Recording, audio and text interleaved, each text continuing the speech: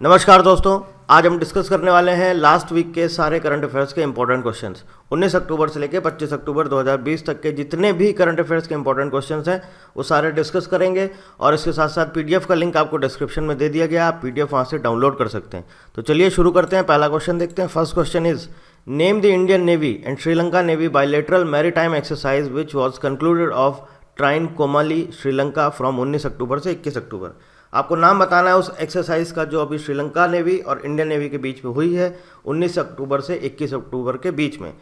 तो अगर देखिए आप ऑप्शन को ही ध्यान से देखेंगे तो आप आंसर बता सकते हैं। ऑप्शन बी की तरफ अगर हम जाते हैं तो यहाँ पर लिखा हुआ है स्लाइनेक्स 20।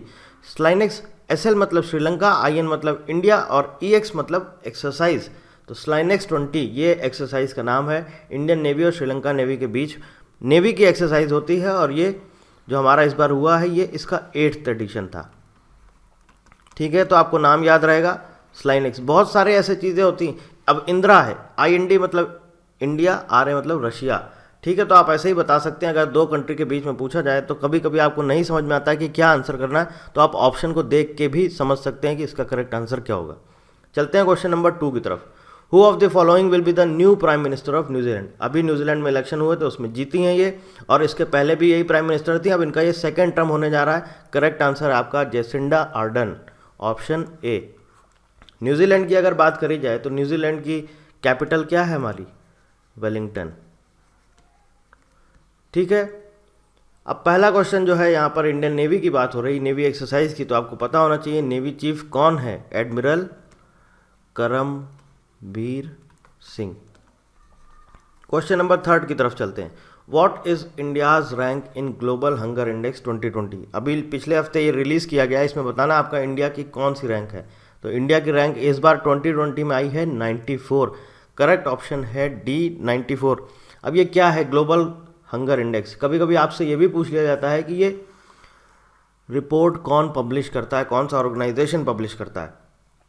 तो आपको हम बता देते हैं, एक हमारा जर्मन की NGO है, एक आयरिश NGO है। वो दोनों मिलके इस रिपोर्ट को पब्लिश करते हैं, ग्लोबल हंगर इंडेक्स।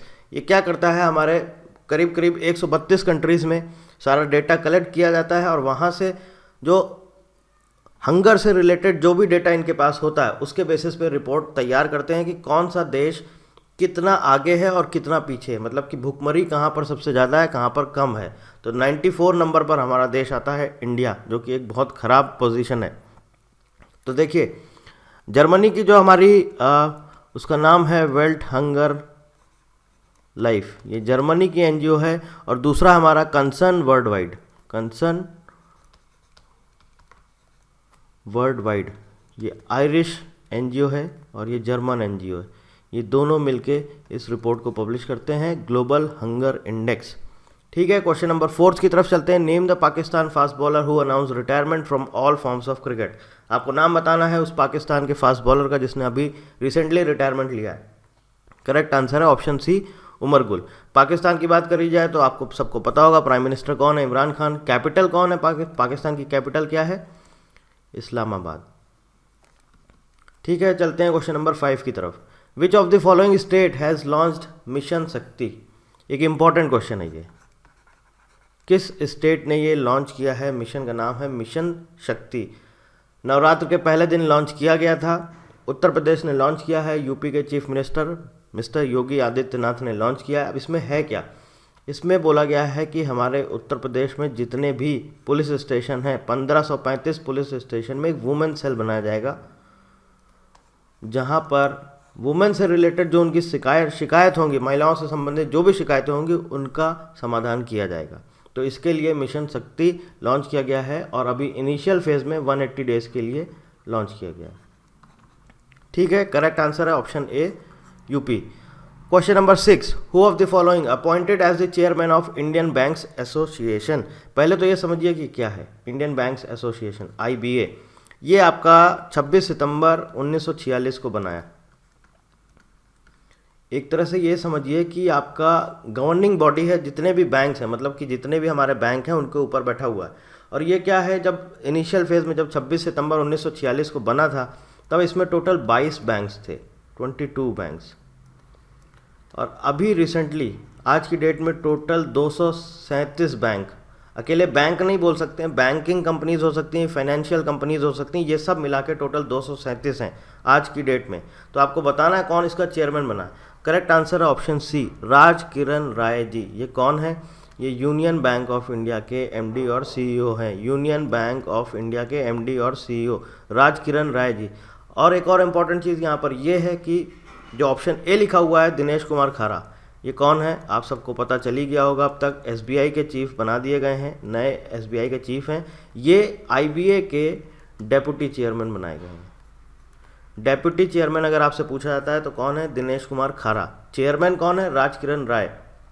और यहाँ पर दो ऑप्शन में जो नाम लिखे हैं, एम राजेश्वर राव, बीपी कनंगो, ये आरबीआई के डेप्यूटी गवर्नर हैं, रिजर्व बैंक ऑफ इंडिया के डेप्यूटी गवर्नर। आईबीए की अगर हम बात करें तो आईबीए का जो हमारा क्या बोलते हैं हेडक्वार्टर कहाँ पर है? वो है मुंबई में। ठीक है, क्वेश्चन नंबर 7 की तरफ चलते हैं। Who of the following becomes the first foreign player to complete 5000 run in IPL?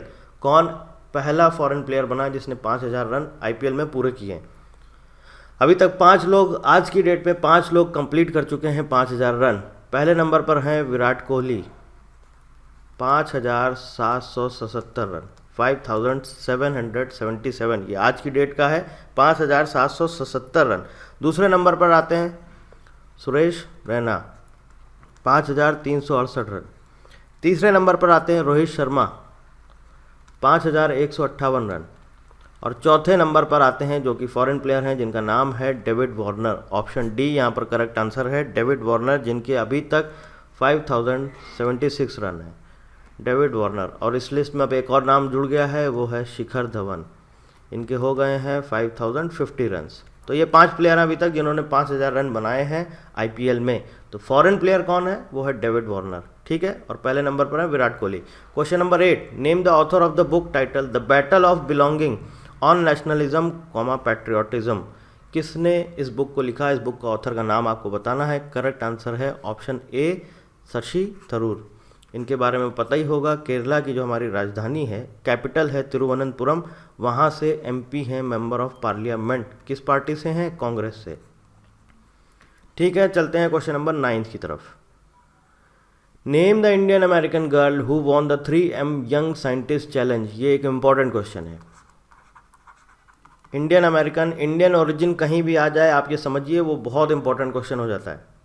Correct answer है ऑप्शन ए, अनिका चेब्रुलू। अनिका चेब्रुलू, ठीक है, टेक्सास की हैं।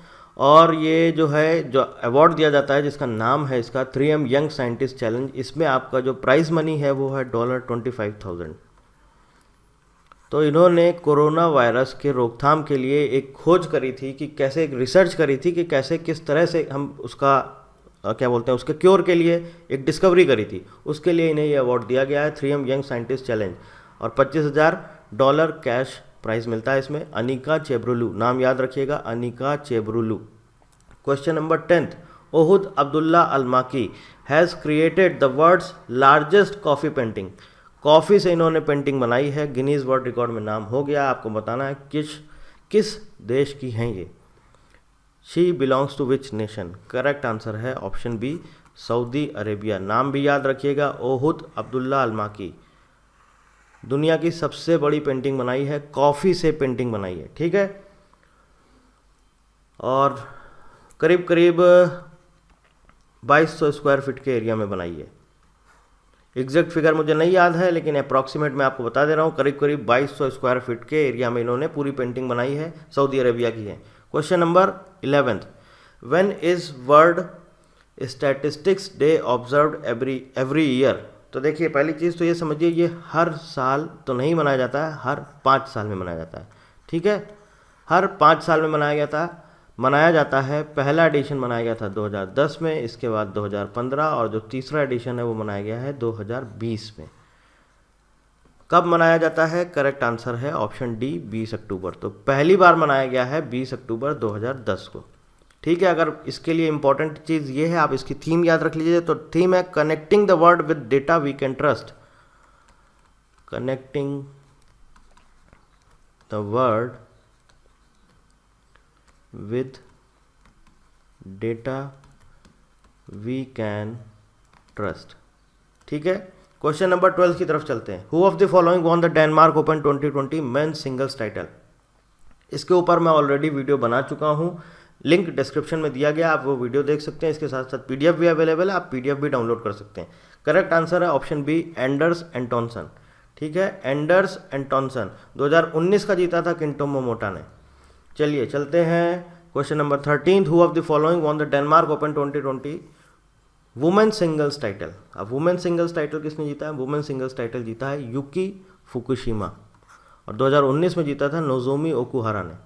ठीक है, यूकी फुकुशिमा। क्वेश्चन नंबर 14 की तरफ चलते हैं। इसके बारे में अगर आप पूरा डिटेल में जानना चाहते हैं, पूरा डिटेल में समझना चाहते हैं कि डेनमार्क ओपन क्या है, कब इसका क्या इसकी हिस्ट्री है, कौन कौन किस कैटेगरी में कौन कौन विनर है, पीडीएफ चाहिए तो सब कुछ आपको लिंक डिस्क्रिप्शन में दिया गया, आप वहाँ पर जाकर देख सकते हैं। हमारा पिछला वीडियो भी डेनमार्क ओपन 2020 का ही है, आप उसको भी देख सकते हैं और पीडीएफ आप डाउनलोड कर सकते हैं। चलते हैं क्वेश्चन नंबर 14 की तरफ। With which organisation India sign $177 million loan for state road improvements in Maharashtra. Maharashtra में जो भी हमारा स्टेट हाईवे की जो भी रोड्स हैं उनके इम्प्रूवमेंट के लिए इंडिया ने साइन किया है $177 मिलियन का।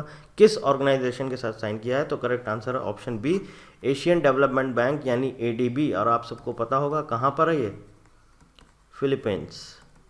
कहाँ पर है? फिलीपींस में। आज की डेट में इसमें कितने मेंबर कंट्रीज़ हैं? 68 कंट्रीज़ हैं एशियन डेवलपमेंट बैंक। और अगर हम बात करी जाए कि ये कब बना है तो ये बना है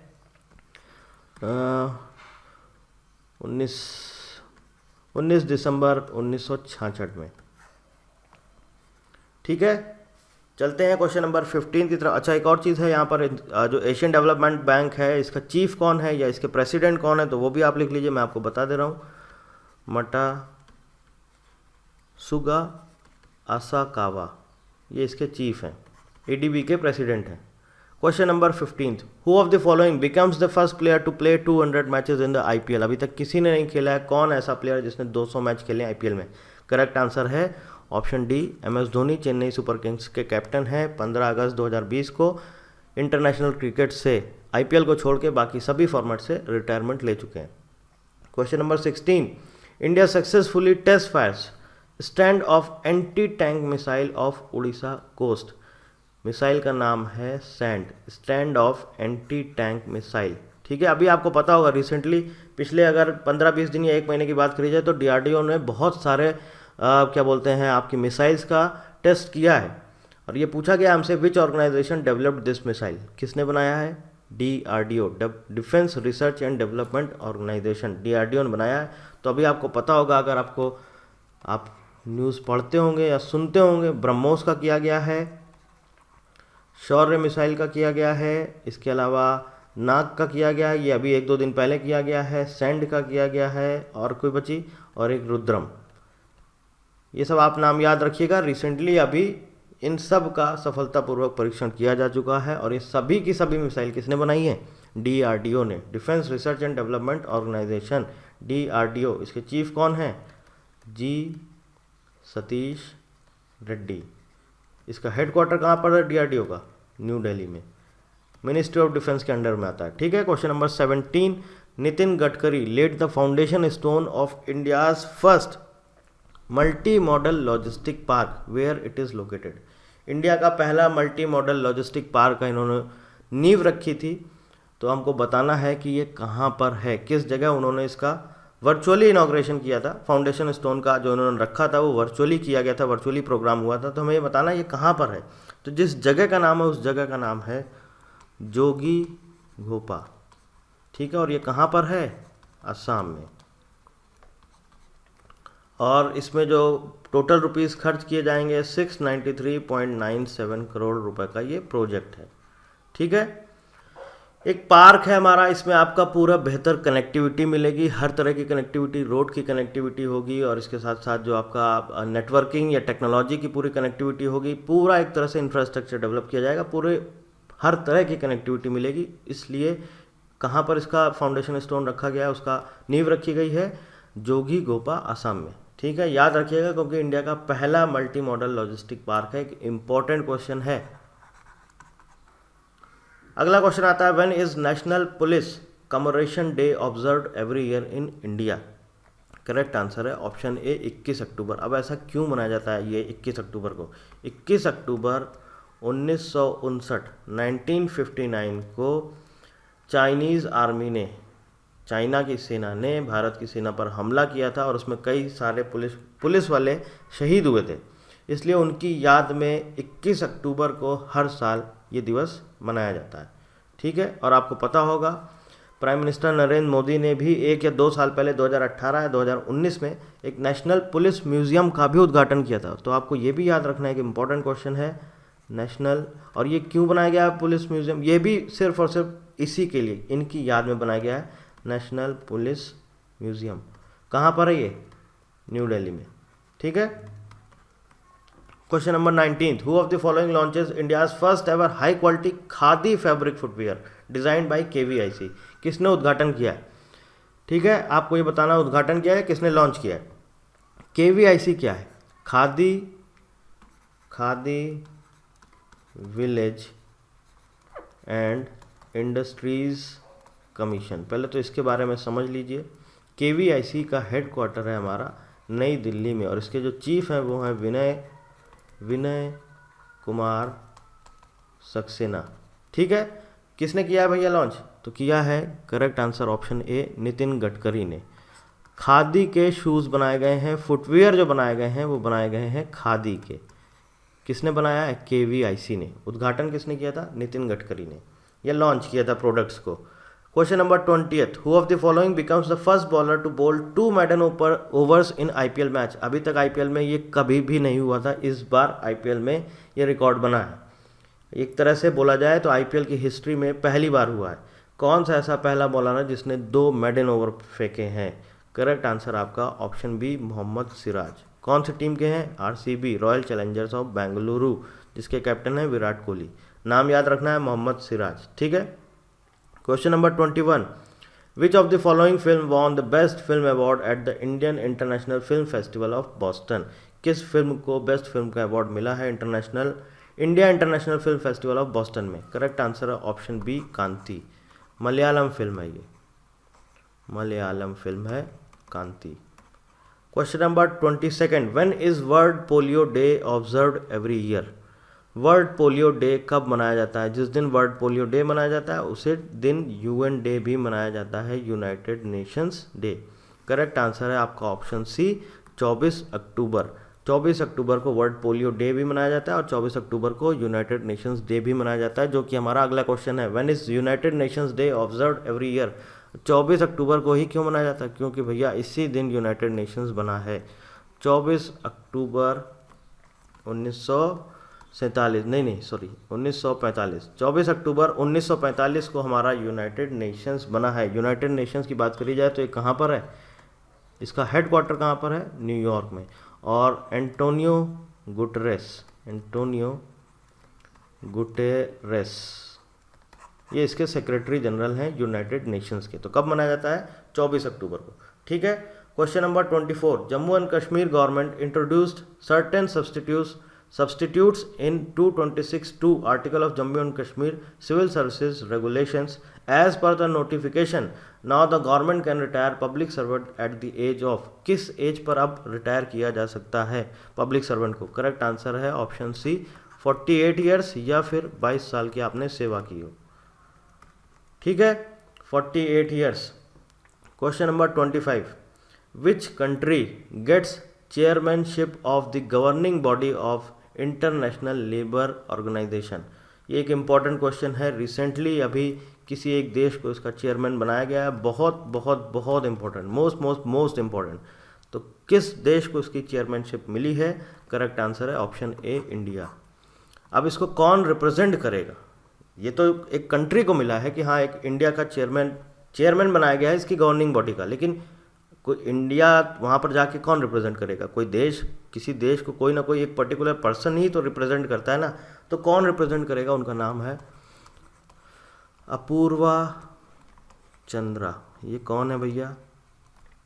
ये हैं लेबर एंड एम्प्लॉयमेंट मिनिस्ट्री में सेक्रेटरी।